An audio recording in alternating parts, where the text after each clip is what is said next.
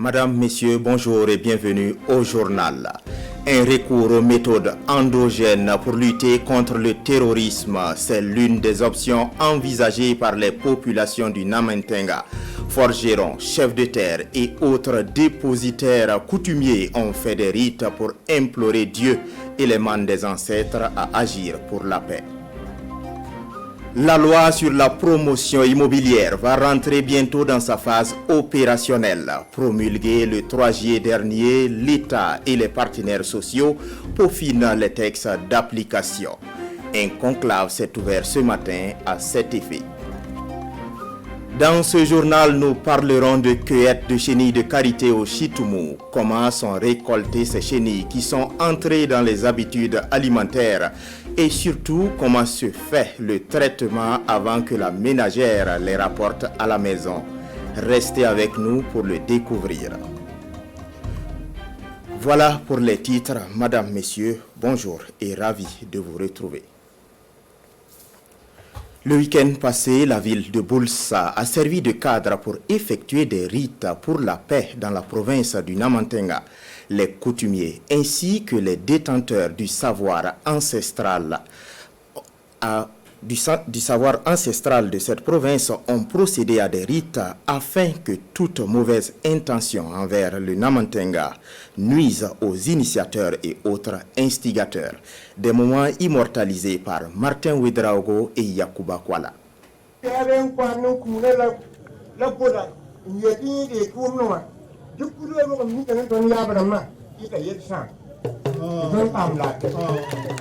Les filles et fils de la province du Namantenga se sont retrouvés à Boulssa pour pratiquer les méthodes endogènes pour la sécurisation de leur localité. Et ce sont les rites coutumiers qui sont choisis pour l'atteinte de leur objectif. Tout commence par la prière de confession religieuse pour la paix au Burkina Faso. Passé cette étape, les forgerons, à travers ce rite coutumier, implorent Allah et les mains des ancêtres pour un retour de la paix dans la province.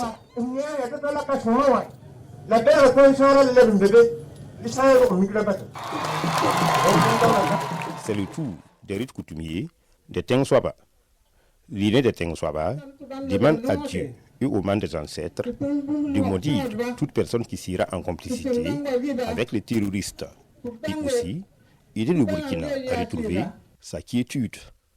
Cette fois, c'est le passage de la communauté Peul. Ici, les doyens souhaitent le retour de la paix.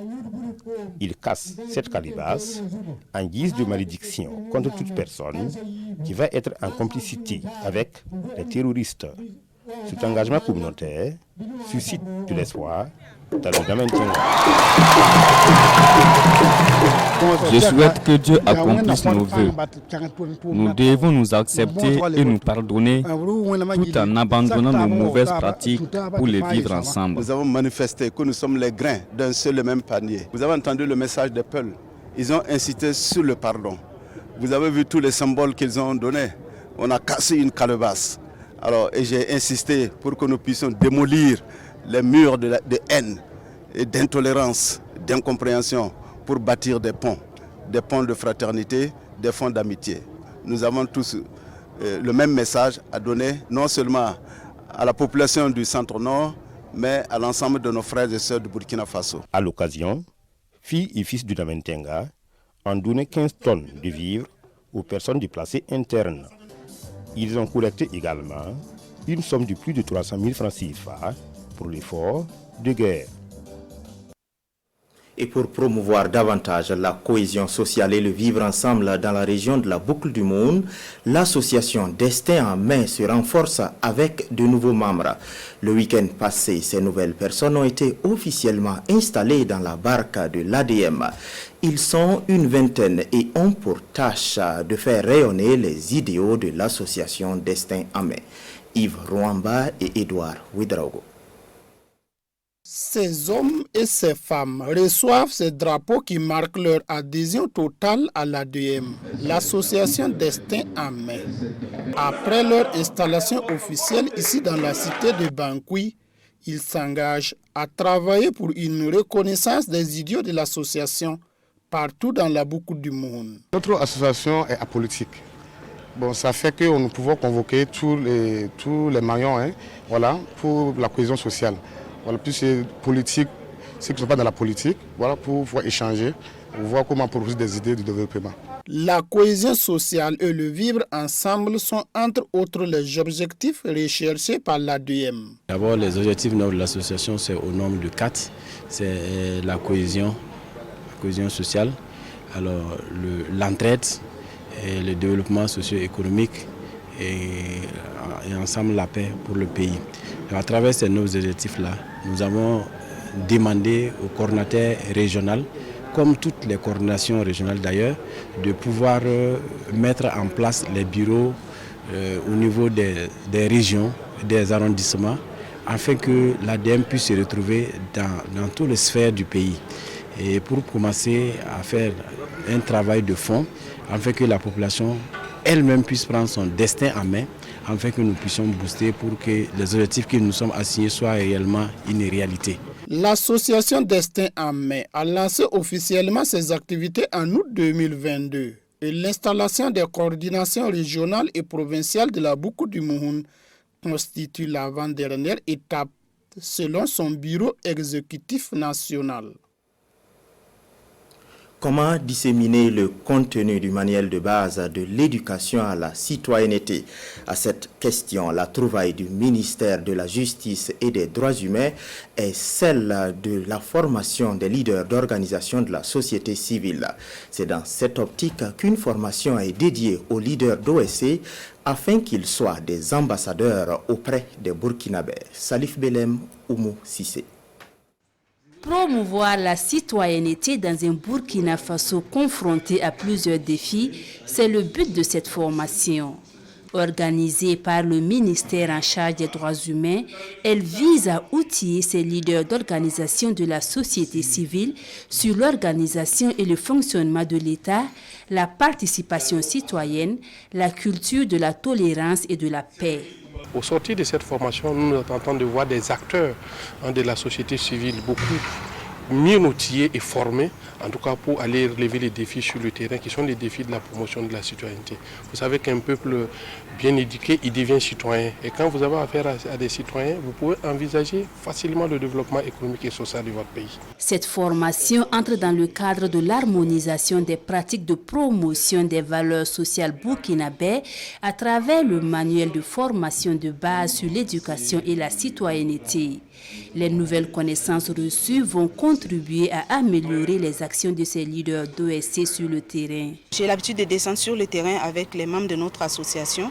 On est confronté à pas mal d'indiscipline, je dirais, et on a souvent des expressions d'incivisme très choquantes. Et c'est une opportunité pour nous encore de s'enrichir de ce qu'on va apprendre pour mieux passer le message, parce qu'on n'en démord pas. Il faut une société vraiment civique. Le manuel de formation de base sur l'éducation et la citoyenneté a été conçu en décembre 2022. Il vise à contribuer à l'amélioration de la capacité opérationnelle des organisations de la société civile dans la réalisation de leurs activités de promotion de la citoyenneté et de la paix. Je vous le disais en titre, depuis ce matin à Ouagadougou, la validation des textes d'application de la loi sur la promotion immobilière fait l'objet de concertation. Le ministère de l'Urbanisme et des Affaires foncières et ses partenaires tiennent un atelier pour amender ou ajuster les textes qui doivent régir bientôt la promotion immobilière au Burkina. L'ouverture des travaux a été suivie par Souleymane Sanou et Lambert Soma. À cet atelier, 8 décrets sont soumis aux participants. Les décrets portent sur les conditions d'obtention, de renouvellement, de suspension et de retrait des agréments de promotion immobilière et de coopératives de logement. Ils portent aussi sur le contenu et les procédures d'appropriation et de réalisation de projets ou programmes immobiliers, sur les conditions et modalités de cession provisoire, de cession définitive et de bail amphithéotique des terrains urbains destinés à la promotion immobilière. Ce n'est pas tout. Décret portant cahier des charges générales applicables aux zones de promotion immobilière au Burkina Faso. Décret portant conditions, modalités et barèmes des transactions applicables aux infractions en matière de promotion immobilière. Décret portant modalités d'attribution des avantages particuliers et spécifique aux promoteurs immobiliers et à la coopérative de logement social, décret portant conditions d'éligibilité au logement social au Burkina Faso, et enfin le décret régissant la coopérative de logement social et ses structures faîtières. 2 arrêtés sont également passés au peigne fin. Il s'agit de l'arrêté fixant la liste des principaux matériaux de construction faisant l'objet d'avantages fiscaux dans le cadre de la construction des logements sociaux et de l'arrêté portant conditions et modalités de délivrance de l'autorisation de réaliser la publicité sur les produits immobiliers. Je pense que la loi et ces différents textes d'application qui sont examinés aujourd'hui permettront vraiment d'assainir le secteur-là et de faire appel vraiment aux acteurs crédibles qui pourront accompagner l'État dans la construction de logements au profit de toutes les couches sociales du Burkina Faso. Le présent atelier réunit pour 5 jours une soixantaine de personnes issues du domaine de l'urbanisme et de l'habitat ainsi que des ministères impliqués dans le processus de la promotion immobilière. Le programme conjoint Sahel en réponse aux défis Covid, sécurité et changement climatique a dressé le bilan de son premier semestre d'activité. Avec les partenaires, les responsables du programme ont également présenté le plan qu'ils vont dérouler dans les mois à venir. Le compte-rendu est signé Kwale Nebié et Ini Walkoy Janine Kambire.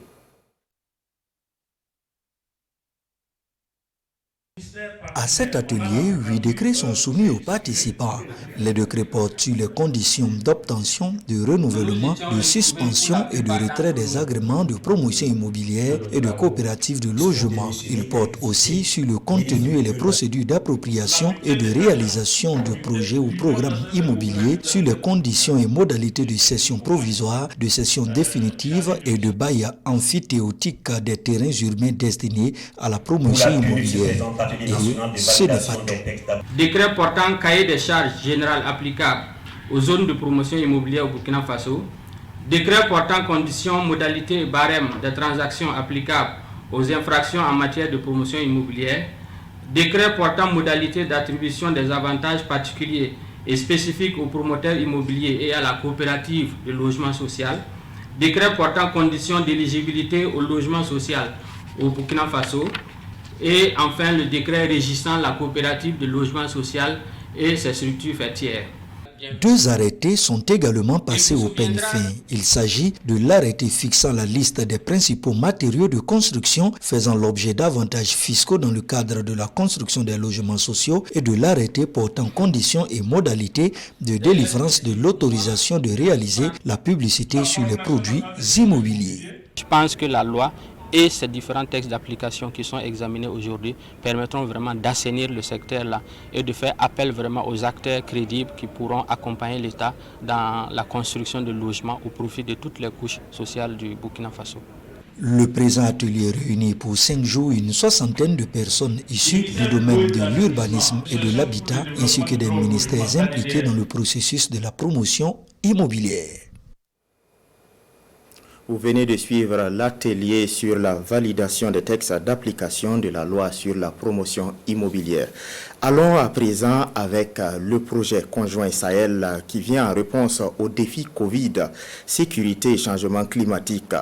Le projet a dressé son bilan pour le premier semestre de l'année. Avec ses partenaires, les responsables du programme ont également présenté le plan pour les mois à venir. Voyons cela avec Kwale Nebié et Ini Walkoy Janine Kambire.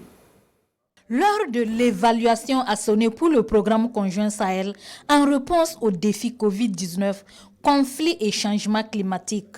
Il a sonné le rassemblement des participants pour les informer et échanger avec eux sur les activités exécutées au cours du second semestre de l'année 2023. Activités qui ont consisté en la consolidation des moyens d'existence des petits producteurs, en particulier les femmes et les jeunes vivant dans les communes durement éprouvées par les questions de sécurité et de changement climatique. Le bilan tiré est jugé peu satisfaisant avec un taux de réalisation de 34%. Nous sommes à environ 34% sans les engagements sur le terrain pour ce qui concerne l'exécution physique et l'exécution financière aussi. Si on tient compte des engagements, nous ne sommes pas moins de 50%. Actuellement, je dirais pas très satisfaisant parce que nous pensons à des exécutions qui vont au-delà de 70% lorsque nous évaluons nos différents projets. La stratégie de mise en œuvre du programme est pensée pour relever les défis d'urgence de développement et de paix dans une démarche d'intervention rapide. Les innovations en cours pourraient orienter les prises de décision en phase avec les besoins des populations. Dans l'exécution du projet, il est prévu que nous puissions aider les communautés rurales à bénéficier du cash pour pouvoir mettre en œuvre de petits projets, tout ça dans la perspective d'améliorer leurs conditions de vie et leurs revenus. Il est également prévu la mise en place de parcs à vaccination, sans oublier également dans le secteur de la production végétale, tout ce qui est en lien avec les périmètres maraîchers économes en eau et justement tout le dispositif de récupération des terres dégradées. Ce programme est mis en place par le gouvernement du Burkina et ses partenaires qui sont le FIDA, la FAO et le PAM. Ces zones d'intervention sont les régions du Sahel, du nord, de l'est, de la boucle du Mouhoun, des cascades du sud-ouest et des hauts bassins. La saison des pluies est bien installée dans la région des Hauts-Bassins et avec elle la saison des chenilles ou chitoumou, un aliment prisé par plus d'un au Burkina et au-delà. Mais avant d'atterrir dans les assiettes, c'est tout un travail qui est fait en amont. Un travail qui va de la cueillette à la préparation en passant par le lavage. Cueillette et vente de chenilles est un dossier signé Bitibié Naon Maneka Ien et Kadou Romenki. La cueillette de la chenille, une activité lucrative avec comme effort à consentir, sacrifier sa grasse matinée. Les chenilles se ramassent au pied des arbres du karité très tôt, entre 4h et 6h du matin. Car lorsqu'elles sont mûres, elles descendent de l'arbre du karité pour s'enfoncer dans le sol et plus tard se transformer en papillons. C'est donc à leur descente ou au pied de l'arbre du karité qu'elles sont interceptées par nos ramasseuses. Ce qui est bien mis, ça va descendre matin bonheur. Tu prends ton plat ou bien un seau, tu ramasses. Quand tu ne veux pas te lever très tôt le matin, tu creuses un trou autour de l'arbre du karité. Les chenilles à leur descente iront s'entasser là-bas. En ce moment même, si tu viens à 7h ou 8h, tu peux les ramasser là-bas. Les chenilles arrivent donc dans les concessions bien vivantes et sont par la suite proprement lavées avant d'être ébouillantées. Quand on a fini de laver, on met ça dans une marmite, on met pas l'eau, on met potasse, ça va bien cuire là-bas, avant d'enlever pour sécher. Je ne sèche pas au soleil, j'ai opté pour le séchage au four. Avec le four, c'est vite fait et bien fait. C'est après cette étape de pré-cuisson que les chenilles se retrouvent sur la place du marché, soit à l'état frais, soit à l'état sec. La période des chenilles fraîches ne dure que 2 à 3 mois. Le temps des bonnes affaires pour Bibata Ouattara, qui abandonne momentanément sa vente de légumes et condiments d'hiver pour se reconvertir en vendeuse de chenilles. C'est de l'argent rapide. On paye à 1400 francs pour le vendre à 1500 le frais. Le sec, on paye à 1750 pour le vendre à 2000. Vous voyez, tout ce que j'ai pris aujourd'hui, d'ici 16h-17h, ça va finir. Je suis dans la vente des chenilles, ça vaut 30 ans. En ce moment, la chenille n'avait pas autant de valeur. On déposait par tas de 100 francs ou 25 francs. De nos jours, les chenilles se vendent de plus en plus cher avec des prix très variants. Le prix de cette boîte, par exemple, peut passer du simple au triple du jour au lendemain. Tout est fonction de la loi de l'offre et de la demande. Classée dans la catégorie des insectes, la chenille de karité, de son nom scientifique Sirina bityrospermum, a des vertus thérapeutiques et alimentaires non négligeables.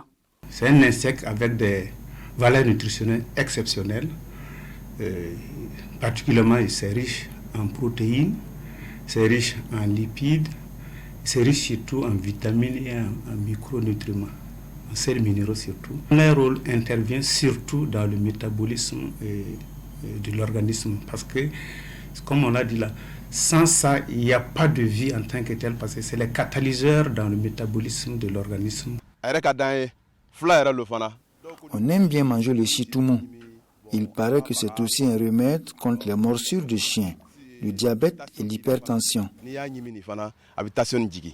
C'est pour conseiller dans les maladies chroniques comme régime alimentaire, tel que l'hypertension, parce que ça contient beaucoup de magnésium, beaucoup de calcium. Le père de la médecine, Hippocrate, disait que le meilleur médicament de l'homme, c'est l'aliment. Un aliment dont la pérennisation se pose comme défi pour le monde scientifique. Les projections montrent qu'en 2050, le monde sera au moins 9 milliards. Et donc, ça veut dire que les protéines conventionnelles que nous consommons habituellement, telles que la volaille, telles que le bétail, ne pourront pas suffire pour nourrir ces 9 milliards de personnes. Donc, l'Organisation mondiale de l'alimentation et de l'agriculture préconise, surtout comme on l'a tantôt, de l'élevage de ces chenilles pour pérenniser ça, pour que ça soit disponible permanemment. La transformation de la chenille sous forme de conserve ou sous forme asséchée pourrait être une solution. En la matière, le séchage traditionnel fait son petit bonhomme de chemin, avec des résultats probants. Selon nos ramasseuses, lorsque les chenilles sont bien séchées, elles sont conservables pendant plusieurs années. L'Assomption célébrée en différé à Sakabi dans la commune de Bobo-Dioulasso. Hier, les fidèles catholiques de la paroisse Saint-Maurice ont profité de l'occasion pour inaugurer une nouvelle grotte de prière. Une inauguration qui a connu la participation de fidèles venus des 4 coins du Burkina. Voyons cela avec Kassoum Milogo et Ali Traoré. Les fidèles chrétiens catholiques de la paroisse Saint-Maurice de Sakabi jouent les prolongations dans la célébration de la 15 août pour la fête de l'Assomption. Et c'est à travers cette prière pour rendre grâce à Dieu pour tous ses bienfaits que cette journée est magnifiée. C'est le même esprit qui a été vécu il y a une semaine de cela. Et cet esprit, en fait, disons, il a été ramené à un niveau paroissial. Donc je pense que c'est ce qu'on dit souvent. Il faut penser gros et réfléchir gros et puis agir personnellement. Dans cette action, une grotte mariale est offerte à cette paroisse par un fils de la localité résidant en Côte d'Ivoire.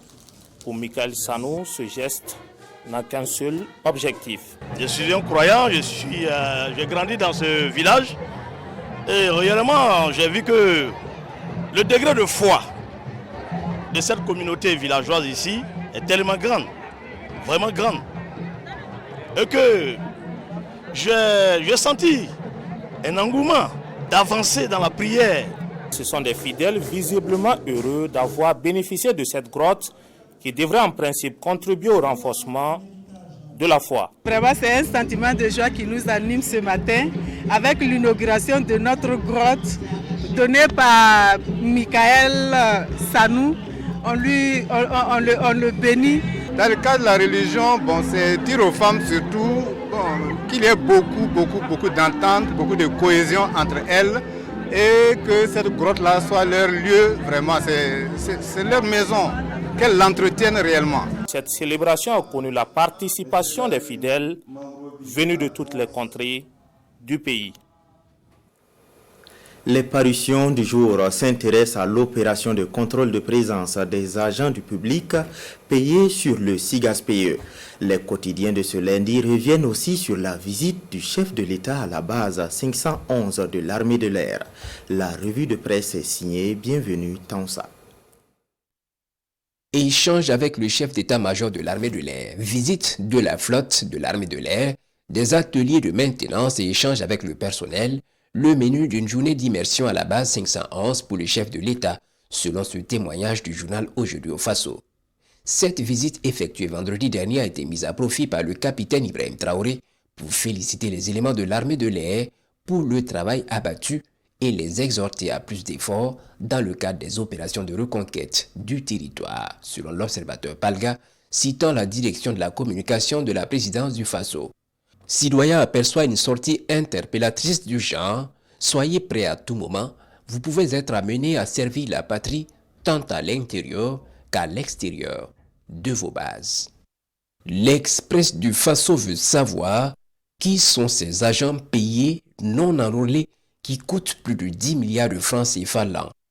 Ce qui est sûr, l'opération de contrôle de présence de services faits et des éléments de rémunération des agents publics de l'État payés sur le SIGAS-PE indiquent qu'ils sont près de 4000. Qui alors, pour expliquer au journal Le Quotidien s'il s'agit éventuellement d'agents décédés en disponibilité et qui ne sont pas signalés ou des agents qui ont démissionné sans le faire savoir. En attendant d'être situé, c'est avec enthousiasme que ce quotidien apprend que l'opération qui n'est qu'à sa phase pilote permet déjà à l'État de faire des économies à travers les suspensions de salaire.